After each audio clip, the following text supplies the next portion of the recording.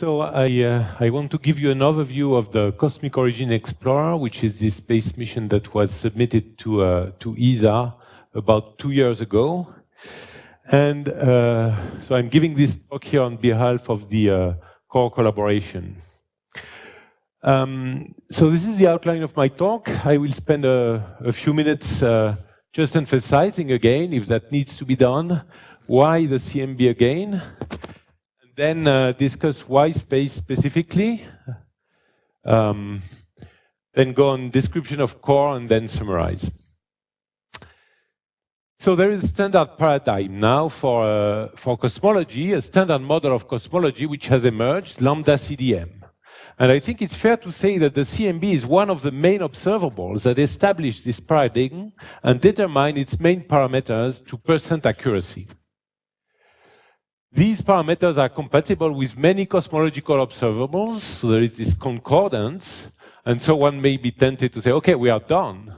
In fact, major open questions remain. One is inflation, of course. Did it really happen? At what energy scale? What mechanism drives inflation? There is this big unknown, which is dark matter and dark energy. 95% of our universe is in unknown form. Dark matter, what is it? Does it interact? Does it decay? Dark energy, we don't even know really well what questions to ask because we don't understand it at all. Then there are anomalies in the CMB, low-low multiples, north-south asymmetry. If there was not the fact that we don't understand much about the universe, maybe we would say, okay, this is not really significant, but we should think about it. And there are tensions also, which belong to the same kind of thing. So in fact, maybe we don't know so much yet about our universe, and we should be a little bit humble and think that there is added value in scrutinizing a little bit more what the universe has to tell us. In fact, oh, I can use that, sorry. In fact, also to keep in mind, maybe we are still missing an essential piece of the puzzle. Maybe there is a big discovery to be made there. And I would like to remind you that cosmology has made big leaps forward because of serendipitous discoveries, like universe expanding, dark matter has to be there, there is CMB, and expansion is accelerated. Which one will be next on that list? We don't know. So, in order to answer all of these questions, we need to scrutinize the CMB. And there are several reasons to do that. To first order, because the CMB is that black body relic radiation that was emitted 13 billion years ago at Z equals about 1,000 and never interacted since then. And because of that, we learn things about the early universe here. We can learn about the cosmological model by looking at the primary CMB, and we can learn about inflation by trying to detect the primordial gravitational waves. However, we can also think it another way, to second order. The CMB is a bath of photons that fills the entire universe and interacts with everything in there. And then, if we think it this way, every process that creates, absorbs, boosts, deflects, polarizes CMB photons across cosmic times leaves a signature on the CMB. And these signatures can be tiny. This requires looking at the CMB very precisely to try to find these kind of signatures. And this is what we want to do with a comprehensive next generation CMB space mission. There is a lot that can be learned from that. All of the gravitational lensing things, which probes dark matter distribution, Sonia-Zeldovich effects, which probe the distribution of the hot gas and velocity field. There is, of course, probes of accelerated expansion, reionization, patchy, the reionization optical depth, and all of that is intertwined in terms of interpreting the measurements. Why space? So let me concentrate on the B-mode observational challenge. This is the signal which once was very difficult to detect, the small anisotropies of the CMB. We want to go orders of magnitude below that to measure precisely these signals, the EE and the lensing BB, which we know are there. And we want to look for these primordial BB, but the level of which is unknown, with, of course, a chance of no detection. And because we don't know the level, whatever we detect, we will have to prove it is, in fact, primordial B modes. What does that take? to firmly confirm that any detection of large scales is very faint B modes is indeed a signature of primordial inflationary gravitational waves, we will have to demonstrate, one, that the frequency dependence is compatible with CMB, so it's not dust, some other foreground or whatever. For this, we need enough frequency channels to have deep analysis which give us a detection at a different effective frequency. We want to prove that the signal is stationary over the sky. For this, we need several large independent patches, for instance, north and south, to check we get the same answer. We have to show that the signal is compatible with Gaussian. For this, we need enough sensitivity to check that at a significant level. Then we need to prove that the signal is near-scale invariant, because this is what inflation tells us it should be. For this, we need a full range of harmonic modes. And we need to prove that we are not seeing some kind of instrumental systematics, so this requires the ability to detect the signal on various data cuts, not only sky, but half the million and so on. And for that, we need a sensitive space mission. So, looking into that a little bit further, what is required? This is the kind of level of noise we have with Planck, so we detect these EE modes with a signal of to noise of about 1. Of course, the spectrum is detected with better sensitivity because it's statistically we have excess of power. To detect these signals, we need to go at least a factor of 20 to 50, do a factor of 20 to 50 better and get to this kind of sensitivity, in which case it becomes signal dominated, the measurement becomes signal dominated even for B modes, because we know that the lensing B modes are on that scale. And then for the primordial B modes, it's difficult to set a requirement. What sets the requirement, in fact, is the ability to separate the lensing from the primordial gravitational waves. And this typically, without going to very, very expensive missions, can be done. This lensing B modes can be reduced by a factor of a few. And so, unless we do something which is really very, very big, there is no point going to noise much, much smaller if we cannot demonstrate that we can separate these signals. Anyway, full sky sensitivity of 2 microcarp minutes requires thousands of detectors in space, so that's what dimensioning the mission.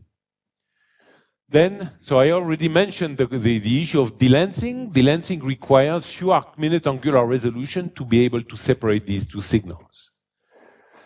Then there is a problem of systematics. The dynamic range is about 10 to the 4 to 10 to the 5.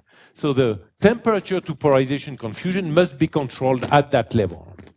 And finally, last but not least, there is the problem of foregrounds. Foregrounds contaminate this measurement. This is here the foreground level at 150 gigahertz, which is, or maybe it's at 2 frequencies, I don't remember exactly, but this is for 5% of sky and 50% of sky. If you want to make a measurement on large scale for 50% of sky, we need to control foregrounds at a level of 1 per mil. Another strategy is to concentrate on a small patch of sky here, in which case we cannot measure the largest modes, but we could try and attempt to detect this thing, in which case maybe controlling the foregrounds at a level of factor of 10 is enough. If we want to measure it all, we have to do all of that, and to minimize the cosmic variance of the measurement, we need here to control foregrounds also at the level of 1%. In fact, maybe we want to do a little bit better than that, because if we want our measurement to be cosmic variance dominated, we don't want residual systematics, including residual foreground, that are not understood at the level of the cosmic variance of these signals. Okay. The other reason to go to space is atmosphere. There are only a number of atmospheric windows. This is transmission as a function of frequency. You may say, okay, the transmission is not that bad, maybe 90%. The thing is that when it does not fully transmit, it also emits, and it contributes to the noise, the photon noise that impacts the sensitivity of the detectors. So we see here the load for ground-based instrument in one of the best places in the world, and for space missions for various temperatures of space mission. So we see there is a huge gain in the load, which translates into a gain in sensitivity per detector. This is what typically we get from the ground, and this is what we get from space. For the ground, we can only observe in these windows, which means that it gives not so good control of the foreground as we can get from space. Finally, this is the relative detector mapping speed comparing ground and space, where we read that we need hundreds times more detectors or more observing time from the ground than from space to reach a similar sensitivity, and that does not take into account the fluctuations of the emission of the atmosphere itself. So now let's look at the playground or the battlefield, whatever you want to call it. This is here the scales with L, going from 0 to here 10,000, which corresponds to about 150, or the full sky to about 1 arc-minute. And we have here frequency going from, say, 15, 150, and 1500. CMB is best measured around 150 because of sensitivity plus foreground, some kind of compromise between the two. And this is where we want to measure, say, primordial B modes from reionization, primordial B modes from recombination, probe the cosmological model, here measure monopole spectral distortions, and in that these big ranges of this plane, we have foregrounds like dust and synchrotron, spinning dust, CIBN clusters, infrared sources, protoclusters, and again, all of that is mixed. We have to separate all of these signals and understand each of them in order to be able to extract whatever science we want to extract from these observations. Okay, so now let me move to core. First, a bit of context and status. In October 2016, the European CMB community proposed to ESA the Cosmic Origins Explorer, which is a next-generation space mission dedicated to CMB observations, and specifically for polarization. Building on Planck experience, CORE is designed as a near-ultimate CMB polarization mission, just as much as Planck was designed for CMB temperature and anisotropies. It also has great astrophysics legacy value. So the thing is that in spite of strong support from the community and also from major national space agencies in Europe, the proposed mission concept didn't pass the initial screening for technical and programmatic aspects by ESA in January 2017. And the main issue was an ESA cost estimate exceeding the M-class cost envelope. So ESA encouraged us to consider a joint proposal with a major international partner. And so since then, we've been discussing with people to find a way to build such a mission internationally. This is the first 2 pages of the core proposal, where we see here the core space mission peering at the CMB polarization here on the last scattering surface through all of these foregrounds. It was put together with about 350 proposers, mostly from Europe, but with a US contribution here. And so this is the proposal that was put together. How is it positioned in this playground? CORE essentially addressed this part of this plane,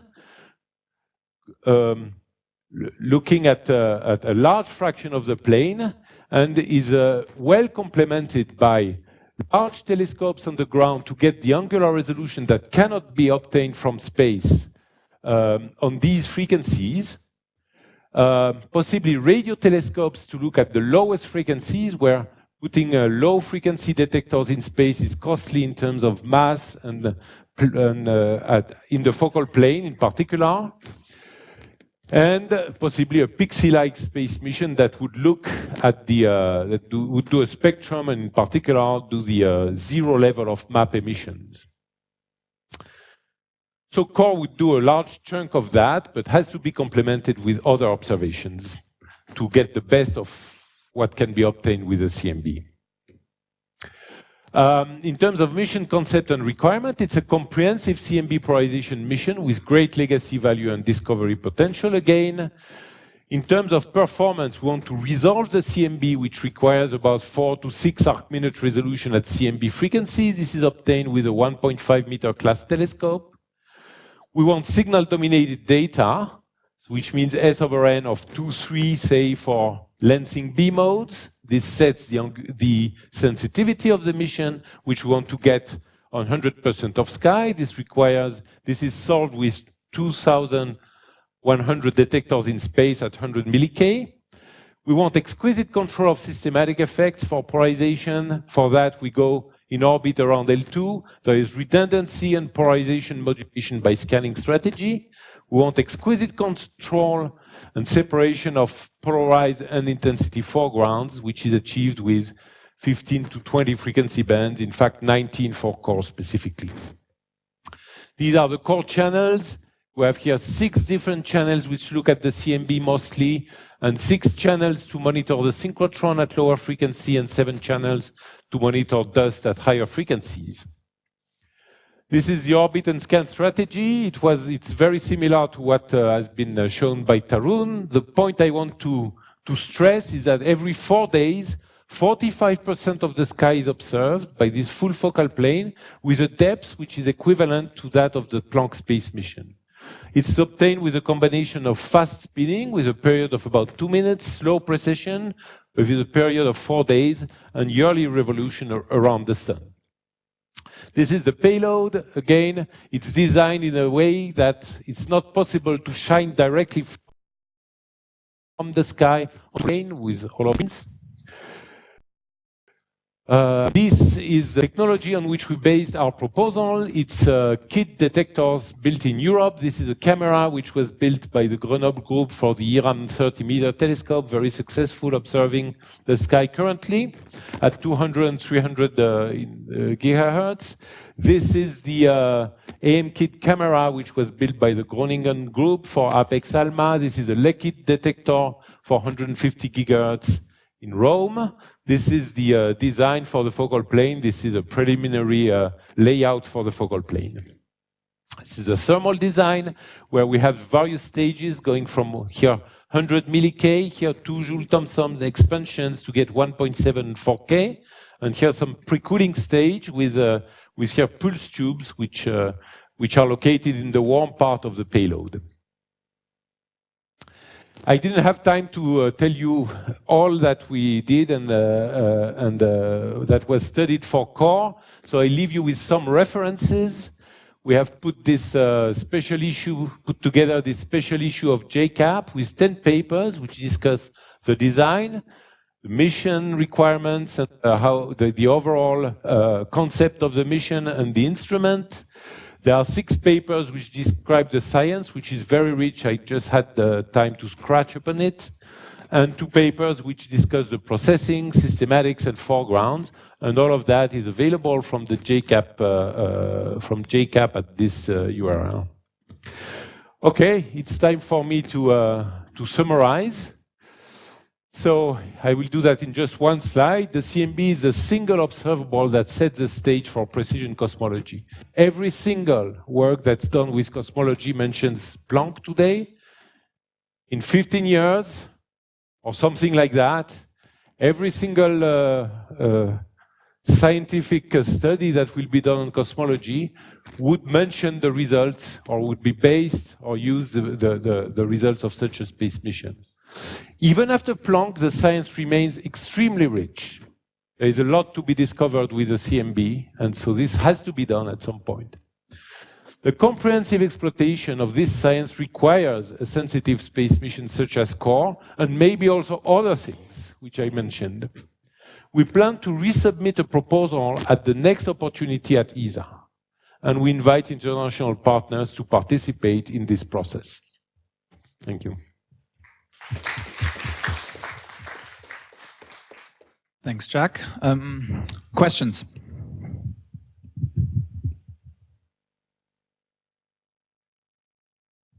Joe, please. Yeah.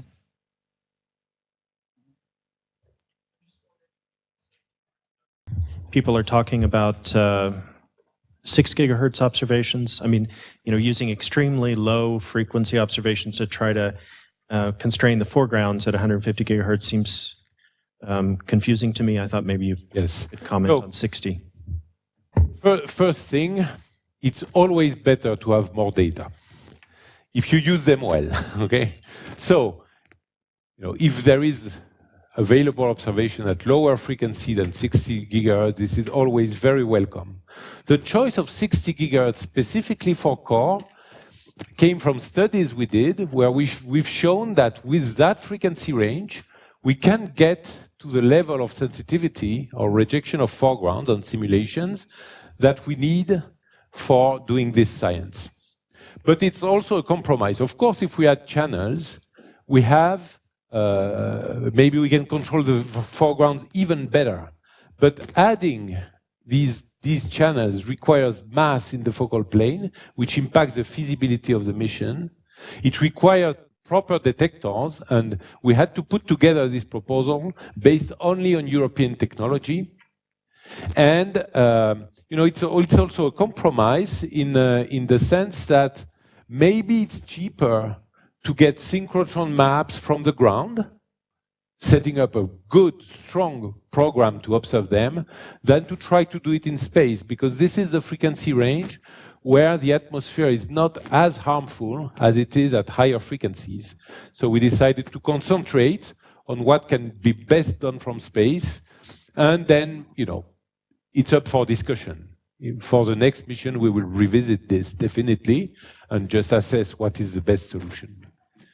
Alex.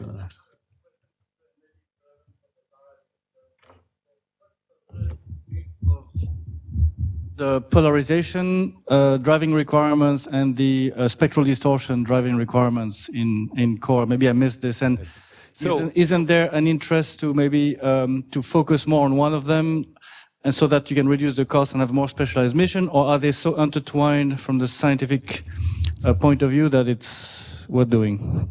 So both core was in one mission. Entirely designed and dimensioned specifically for CMB polarization. CMB polarization means E modes down to cosmic variance, full sky, controlled systematics at the level of cosmic variance.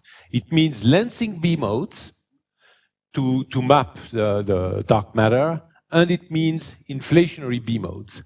And with that, we need all of these channels to control foregrounds and so on. So this is what dimensions call. There is no absolute spectrometer on core. It just didn't fit in the budget. Even core as itself didn't fit in the budget. However, as Tarun mentioned, there is a case to be made to have at least a small absolute spectrometer on such a mission. It will be a choice between feasibility and strategy, whether it should not be an independent mission in itself. And so this will have to be discussed in the next step. Okay, I think let's thank Jack again. And